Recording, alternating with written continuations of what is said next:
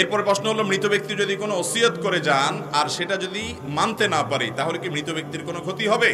মৃত ব্যক্তির ক্ষতি হবে না, কিন্তু আপনার ক্ষতি হবে। যদি কেউ ওসিয়ত করে যায় জীবদ্দশায়, আর তার ওসিয়তটা ওয়ারিস হিসাবে আপনার পালন করার যদি ক্ষমতা থাকে, তাহলে সেক্ষেত্রে সে ওসিয়ত পুরা করতে হবে। বিশেষ করে অর্থনৈতিক ব্যাপারে, টাকা পয়সার ব্যাপারে, জমি জমার ব্যাপারে, স্থাবর অস্থাবর সম্পদের ব্যাপারে যে ওসিয়ত করে, বাবারে আমার মৃত্যু হয়ে গেলে এই সম্পদ থেকে অমুক মসজিদকে এতটা দিও, অমুক মাদ্রাসাটাকে এতটুকু দিও, অমুক গরিব মানুষকে এতটুকু দিও, বা আমার অমুক পরিচিত মানুষকে এটা দিয়ে দিও, এটা যদি বলে, তাহলে মৃত ব্যক্তির যতটুকু ওসিয়ত আছে তার টোটাল সম্পদের 1/3, 3/1 পর্যন্ত ওসিয়ত কার্যকর করা ওয়ারিসের কর্তব্য। ফর এক্সাম্পল, আপনার বাবা দুনিয়া থেকে যাওয়ার আগে ওসিয়ত করে গেছেন, যা ওসিয়ত করে গেছেন সেটার ভ্যালু, সেটার দাম, মূল্য দাঁড়ায় হলো 2 লাখ টাকা, আর উনি টাকা রেখে গেছেন 10 লাখ টাকা। তাহলে 10 লাখ টাকার 1/3 হয় 3,33,000 সামথিং। তাহলে তিনি তো 2 লাখের ওসিয়ত করে গেছেন, তাহলে 3 লাখে এই 3,33,000 অর্থাৎ 1/3 এর ভিতরে আছে। তাহলে এই ওসিয়ত পুরা করাটা ওয়ারিসের উপরে ফরজ, ওয়াজিব, এটা তার উপরে আবশ্যক, এটা না করলে গুনাহ হবে। কথা কি বুঝাতে পারছি? এখন আপনি যদি মৃত ব্যক্তির ওসিয়ত পুরা না করেন, তাহলে আপনার গুনাহ হবে, মৃত ব্যক্তির কোনো গুনাহ হওয়ার কারণ থাকতে। তবে মৃত ব্যক্তি যদি কোনো অন্যায় ওসিয়ত করে, যদি বলে, বাবারে আমি তো মরে যাচ্ছি, আমার মরে যাওয়ার পরে তোমরা এখানে একটা সিনেমা হল বানাও, কথার কথা, এমন একটা ওসিয়ত করে থুয়ে গেছে যে ওসিয়তটা অন্যায় ওসিয়ত, হারাম ওসিয়ত, তাহলে সেই ওসিয়ত পুরা করা ওয়ারিসদের জন্য জায়েজ নাই। কিন্তু বৈধ ওসিয়ত করলে সেটা পূরণ করার চেষ্টা করতে হবে যদি সাধ্যে থাকে। তার নিজের সম্পদের ব্যাপারে ওসিয়ত করে গেলে ওয়ারিসরা সেই সম্পদের ব্যাপারে গড়িমসি করতে পারবে।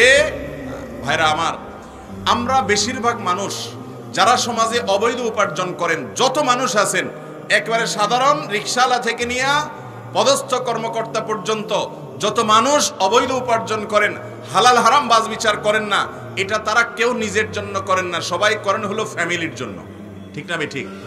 নিজের একটা পেটের জন্য মানুষ এত দুর্নীতি করে না। দুর্নীতি, অন্যায়, উপার্জন এটা মানুষ করে কাদের জন্য ভাই? ছেলে মেয়ের জন্য, বউ বাচ্চার জন্য। ঠিক না ঠিক? কিন্তু এই ফ্যামিলি বা বউ বাচ্চা এরা কিন্তু আপনার এই সম্পদ অবৈধভাবে উপার্জনের দায় কেউ নিবে, বরং আপনি যদি এই সম্পদ দান করতে চান তারা বাধা দিবে। ঠিক না ঠিক? আপনি জীবদ্দশা ওসিয়ত করে গেলে অনেক সময় তারা পূরণ করবে না, এর সম্ভাবনা অনেক বেশি। ঠিক না ঠিক?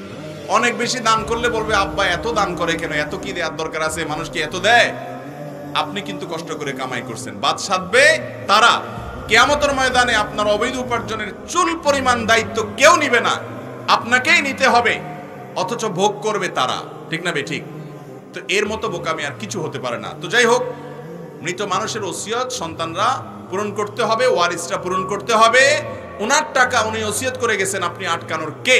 কিন্তু আমরা অনেকে আটকাই বা দিতে চাই না। এখান থেকে বোঝা যায় সন্তানদেরকে সম্পদের পাহাড় গড়ে তোলা, দিয়ে যাওয়া, বৈধ অবৈধ বাস বিচার করা ছাড়া এটা নির্বুদ্ধিতা। তাদেরকে মানুষ বানায় যান, আল্লাহর খাঁটি বান্দা বানায় যান, আপনার জীবনটা উপভোগ্য হবে দুনিয়াতে, আখিরাত তো অনেক পরে। আর যদি এটা না করেন, তাহলে সন্তানের হাতেই লাঞ্ছিত বেইজ্জত যদি নাও হন, আপনার মৃত্যুর পরে আপনার সম্পদ তারা শুধু ভোগ করবে না, তসরুফ করবে, কিন্তু দায় আল্লাহর কাছে কিয়ামতের ময়দানে নিবে। বাবার উপকারে আসে সেজন্য দান করি অনেক, না সেটা করবে না, নিজেরটা শুধু বুঝবে। বিদায় নিজের ভালোটা আমাদের বোঝা উচিত। নিজের বাজু পাগলেও বুঝে, কিন্তু আমরা বুঝি না, শুধুমাত্র টাকা টাকা টাকা পাগল হয়ে যায়। আল্লাহ আমাদেরকে হক হালালি চলার তৌফিক দান করুন, এবং ওয়ারিসদের যে ওসিয়ত আছে সেটা আদায় করতে হবে সাধ্য অনুপাতে, বৈধ ওসিয়ত হলে।